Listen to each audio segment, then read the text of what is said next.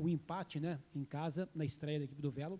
O Velo teve uma bola na trave, pressionou o Botafogo, né, teve chance de fazer o gol, abrir o marcador, porém não conseguiu êxito. O que faltou para que o seu time, o Velo, que criou muitas oportunidades, bola na trave, né, perdeu gols ali, praticamente ali, cara a cara com o goleiro, e faltou muito pouco para sair com a vitória. Na sua opinião, faltou tranquilidade para sair com a vitória hoje? Canal Futebolano, Ribeirão Preto, muito obrigado. Não, o que a gente sabia, né, e faz parte da nossa vida no futebol, essa ansiedade do primeiro jogo. Acho que a gente, nos primeiros 20, 30 minutos, a gente sentiu a estreia. Em casa, na frente do nosso torcedor, a gente gostaria de ter produzido um pouco mais, mas ainda assim, contra uma grande equipe, uma equipe muito forte, que com certeza vai brigar por algo grande dentro da competição, que é o Botafogo. A gente conseguiu superar esse momento difícil e depois a gente voltou a encaixar dentro do jogo. Acho que a partir dos 25, 30 minutos do primeiro tempo, a gente conseguiu equilibrar o jogo, fazer um jogo mais parelho, a gente conseguiu se equilibrar emocionalmente para um segundo tempo muito bom. Eu acho que pelo segundo tempo, a gente mereceria talvez um melhor resultado, mas futebol não é merecimento, é competência. A gente não foi competente para fazer esse gol, mas eu fico satisfeito com o desempenho, com a luta, com a entrega dessa equipe que vai fazer isso até o final do campeonato. Pintado, eu sou Reginaldo Decares, da Rádio 79 de Ribeirão Preto e também da TV Tati, TH+. Queria que você falasse um pouquinho desse primeiro jogo do Velo no Campeonato Paulista contra o Botafogo. Público aí de mais de 3 mil torcedores presentes, torcedores do Velo incentivando, torcedores do Botafogo também presentes. Falasse um pouquinho, então, de tudo isso e desse campeonato, 8 jogos apenas para 8 equipes se classificarem. Bom, quanto às duas torcidas, as duas torcidas, né, a gente pode falar que isso acontece sempre.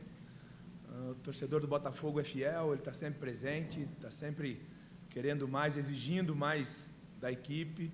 Quem trabalha no Botafogo tem que saber disso, que trabalha numa grande equipe, que tem um torcedor que exige um resultado melhor, e por isso esses profissionais têm que realmente se entregar como estão fazendo. E nós do Velo, a gente está muito consciente, né? Não é a primeira vez que a gente vê o torcedor empurrando, ajudando, apoiando. A gente fica muito feliz porque a gente trabalha para o nosso torcedor. Ninguém é maior do que o nosso torcedor aqui, né? Todos os profissionais que estão aqui trabalham para os nossos torcedores. Então, a gente vai continuar trabalhando, lutando, com os pés no chão, sabendo que é um campeonato, um torneio, né, de 8 jogos. Isso é muito ruim para nós do interior. Acho muito ruim para o desenvolvimento do produto futebol, um tipo de torneio como esse, né? Infelizmente, a CBF apertou, né, as federações para que seja assim. A gente vai continuar lutando. O Velo Clube, mais uma vez, com os pés no chão, a gente vai seguir lutando muito, entregando tudo para que o nosso torcedor esteja feliz e a gente busque o nosso objetivo. Pintado, Thaís, TV Claré.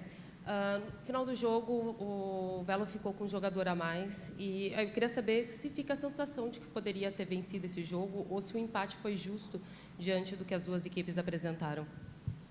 Eu não vou nem falar de números, né, porque números são exatos, matemática é exata, né, os nossos números são melhores do que o do Botafogo, mas não são os números que definem uma partida. A gente entende, serve para avaliar de uma maneira fria, mas eu não me apego muito aos números, né? A competência de fazer o gol. Não é porque você fica com um homem a mais que você consegue o resultado, principalmente enfrentando uma grande equipe, mais uma vez. Mas nós tivemos oportunidades, né? Eu ficaria mais preocupado se a gente não tivesse chance de gol. Acho que a gente teve, sim, 3 ou 4 oportunidades muito claras e que a gente precisa continuar trabalhando, né? Nem tudo está certo quando a gente ganha e nem tudo está errado quando a gente não consegue a vitória. Vamos seguir lutando, trabalhando, com os pés no chão, aí, com humildade para buscar algo maior na competição. Pintado, é o Joel aqui do Grupo JC. A minha pergunta é relacionada a um jogador, né? No primeiro tempo teve um primeiro tempo bem apático, em segundo tempo com as trocas, principalmente no ataque, o Daniel Amorim, que foi artilheiro da equipe no ano passado e um vice-artilheiro do Campeonato Paulista. A pergunta é, a opção dele ter começado no banco foi mais técnica ou porque ele chegou depois do elenco, acho que foi um dos últimos a apresentar, enfim, que é o homem-gol, inclusive as 2 oportunidades teve, foi diante dos pés dele. Primeiro eu administro um grupo de jogadores, né? Eu não posso simplesmente esquecer o que outros atletas fazem para que a gente, numa semana, troque tudo que a gente fez, a gente acaba mudando tudo, mas é muito pelo cuidado com um jogador tão importante como é o Amorim, né? Ele chegou dia 27, o primeiro treino dele foi dia 28, para estrear hoje, né? Então a nossa preocupação é que ele tivesse em melhores condições físicas, e eu tenho certeza que se ele tivesse um pouquinho mais as bolas que ele teve, ele faria os gols, que a gente conhece, um jogador de muita qualidade.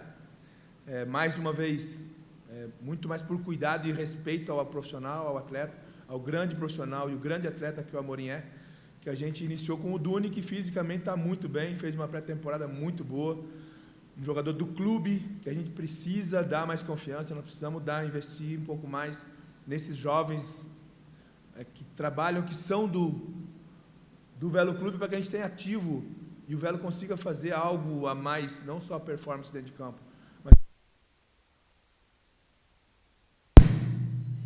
que o Velo consiga ter outros ativos, né, para que financeiramente tenha mais força para melhorar tudo. Pintado, boa noite, Cairo Oliveira do Globo Esporte da EPTV. Queria que você falasse um pouco sobre o próximo jogo do Velo, Ponte Preta, lá em Campinas, na quarta-feira. Eu acho que diante do resultado de hoje em casa, o empate, talvez esse jogo fora ganhe ainda mais importância, né, de buscar a vitória lá em Campinas. Eu sei que você vai ter os próximos dias aí para pensar na Ponte, mas o que você imagina e qual que é a importância desse próximo jogo? Primeiro, depois de um resultado negativo da Ponte, né, contra o Corinthians, 3-0, né, tenho certeza que é uma surpresa, ninguém imaginava que a Ponte sofreria um resultado como esse, mas enfrentando um grande clube, né, como é o Corinthians, na arena do Corinthians, é sempre muito difícil. A gente sabe das dificuldades, nós não temos que pensar na Ponte Preta amanhã. Nós já pensamos na Ponte Preta ontem, né?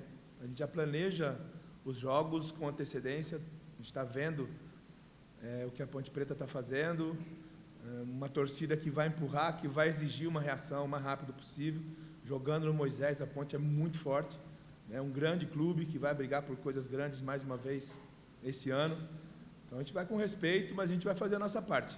O Velo Clube, a gente não treina de uma maneira para empatar, a gente treina sempre buscando vitória. A gente vai pensando nisso, mas respeitando sempre os adversários. Show? Beleza?